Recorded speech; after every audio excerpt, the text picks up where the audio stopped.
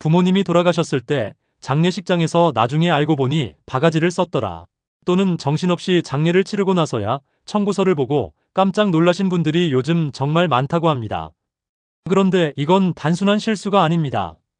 공정거래위원회까지 나서서 조사하고 제재를 내릴 정도로 심각하고 조직적인 관행입니다.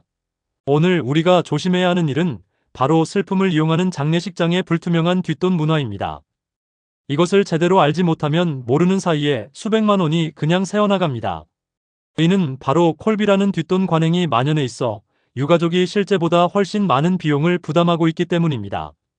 일단 상조업체를 거치면 건당 70만 원의 리베이트가 붙어 결국 그 돈은 유가족 청구서에 고스란히 포함됩니다. 재단 꽃값의 30%, 수의와 관은 시중가의 3배에서 5배까지 바가지가 씌워지는 경우가 있다고 합니다. 하지만 직접 장례식장에 연락하거나 바가지 수법을 미리 알고 가신다면 최대 50%까지도 비용을 줄일 수 있습니다. 오늘은 공정위가 발표한 소비자 피해 사례와 공식 자료를 바탕으로 이 관행의 실체를 낱낱이 파헤쳐 드리겠습니다. 오늘 영상 끝까지 보시면 장례식장 바가지의 실체와 비용을 반으로 줄이는 구체적인 방법에 대해서 알 수 있습니다. 이 영상은 우리 어르신들 뿐만 아니라 소중한 우리 자식들에게도 꼭 알려주시기 바랍니다. 자, 바로 시작하겠습니다. 잠시만요. 영상이 도움이 되셨다면 구독 버튼도 잊지 말고 부탁드립니다. 콜비라는 말 들어보셨습니까? 장례업계에서만 쓰이는 이 단어가 바로 유가족의 지갑을 여는 열쇠였습니다. 2026년 3월 공정거래위원회가 경기도 양주의 한 장례식장을 제재했습니다. 이 장례식장은 상조업체 장례지도사에게 유가족을 연결해준 대가로 무려 건당 70만 원을 지급해왔습니다. 4년 동안 112개 상조업체 직원들에게 총 3억 4천만 원의 뒷돈이 오간 겁니다. 쉽게 비유해드리겠습니다. 마치 오래된 부동산 소개비처럼 여러분을 장례식장으로 안내해준 장례지도사에게 소개비를 주는 겁니다. 그런데 그 소개비는 결국 여러분이 내는 장례비용 청구서에 녹아들어갑니다. 여러분도 모르는 사이에 70만 원이 먼저 빠져나가는 구조입니다. 이것을 선콜이라고 합니다. 심지어 연결이 안 됐더라도 관리 명목으로 20만 원을 주는 후콜이라는 관행도 있었습니다. 이 모든 비용이 유가족의 청구서에 포함되는 겁니다. 더 충격적인 내용도 있습니다. 고인을 모시는 재단 꽃장식, 여러분은 그 꽃값이 어디로 가는지 아셨습니까? 이 장례식장은 특정 꽃집과 짜고 꽃 결제 금액의 30%를 리베이트로 챙겼습니다. 업계에서는 이것을 재단 꽃차리라고 불렀는데 여기서 R은 리베이트의 R입니다. 꽃값으로 100만 원을 내면 30만 원은 고인을 기리는 꽃이 아니라 누군가의 주머니를 채우는 용도로 쓰인 겁니다. 수의도 마찬가지입니다. 수의란 고인이 입으시는 마지막 옷입니다.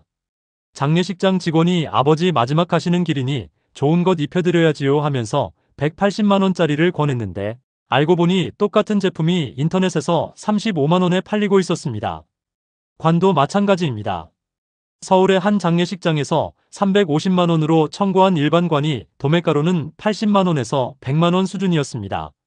무려 250만 원이 넘는 차익을 챙긴 겁니다. 제가 아는 지인분 이야기를 잠깐 해드리겠습니다. 아버지가 갑자기 돌아가셔서 정신없이 장례식장에 도착했습니다. 직원이 안내해주는 대로 서명하고 결제하고 장례를 마치고 나서야 청구서를 꼼꼼히 보게 됐습니다. 그런데 꽃 재단 설치비와 꽃 장식비가 따로따로 2번이나 청구되어 있었습니다. 알고 보니 같은 항목에 이름만 바꿔 이중으로 청구한 겁니다. 너무 억울해서 항의했더니 그제서야 100만 원을 돌려받았다고 합니다. 하지만 대부분의 유가족은 그냥 넘어갑니다. 슬픔 속에서 청구서를 꼼꼼히 살펴볼 마음의 여유가 없기 때문입니다. 바로 이 점을 노리는 겁니다. 국민권익위원회가 5년간 접수된 장례식장 관련 민원 551건을 분석했더니 강매, 이중 청구, 강제 도우미 배정 등 불합리한 관행이 여전히 반복되고 있다고 밝혔습니다. 그렇다면 어떻게 하면 이 바가지를 피할 수 있을까요? 지금부터 구체적인 방법을 알려드립니다. 첫째, 상조업체를 거치지 말고 장례식장에 직접 연락하세요. 공정위 조사 결과 직접 방문한 유가족에게는 최대 50% 할인을 적용하는 내부 방침이 있었다는 사실이 밝혀졌습니다.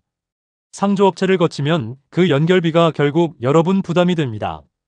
둘째, 도착하자마자 항목별 가격표를 서면으로 요구하세요. 모든 장례식장은 항목별 가격을 공개할 의무가 있습니다. 패키지 상품보다는 각 항목이 구분된 명세서를 달라고 하고 꼼꼼히 확인하세요. 셋째, 수의와 관은 외부 구입이 가능합니다. 법적으로 외부에서 구입해 반입하는 것이 허용됩니다. 장례식장이 거부하면 소비자원 1372에 신고하시면 됩니다. 넷째, 재단꽃을 주문하기 전에 특정 꽃집과 리베이트 약속이 있는지 당당하게 물어보세요.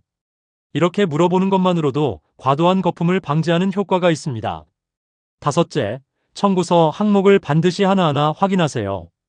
이중 청구, 불필요한 항목 추가 여부를 반드시 확인하시고 영수증은 사진으로 찍어두세요. 여섯째, 강제로 배정되는 도움이나 운구 인력은 필요 없으면 빼달라고 요청하세요. 강제 배정은 불공정 약관에 해당하며 거부하면 소비자원에 신고할 수 있습니다. 요즘 현명한 분들이 선택하는 방법이 하나 있습니다. 바로 무빈소 가족장입니다. 빈소를 따로 차리지 않고 가까운 가족끼리만 조용히 고인을 떠나보내는 방식입니다. 일반 3일장 평균 비용이 1천만 원을 훌쩍 넘는 데에 비해 무빈소 가족장은 200만 원에서 400만 원 선에서 마무리되는 경우가 많습니다. 지방의 일반 장례식장에서는 이미 무빈소 장례 비중이 40에서 50%를 넘어서고 있습니다. 코로나 이후 가족장을 경험한 많은 분들이 오히려 더 따뜻하고 의미 있었다고 말씀하십니다. 가족이 진심으로 함께하는 시간, 그것이 고인에 대한 진짜 예우라는 인식이 퍼지고 있습니다. 단, 가족장이라고 해도 반드시 항목별 가격표를 확인하세요. 가족장 전문이라는 간판을 달고 패키지 명목으로 바가지를 씌우는 곳도 있습니다. 가격표 확인은 어떤 장례 방식에서도 필수입니다. 오늘은 장례식장 바가지 관행의 실체와 이를 피하는 방법에 대해 알아봤습니다. 슬픔을 이용하는 불공정한 관행, 이제는 더 이상 당하지 마시기 바랍니다. 오늘 알려드린 내용, 부모님이 계신 분들, 형제자매분들, 그리고 가까운 지인분들께 꼭 공유해주세요. 잘못된 관행으로 억울하게 돈을 잃는 분들이 더 이상 없었으면 합니다. 여러분의 공유 하나가 소중한 가족을 지키는 힘이 됩니다. 오늘 영상이 도움이 되셨다면 구독 버튼 잊지 말고 부탁드립니다. 다음 영상에서는 더 좋은 내용으로 찾아뵙도록 하겠습니다. 끝까지 시청해주셔서 감사합니다.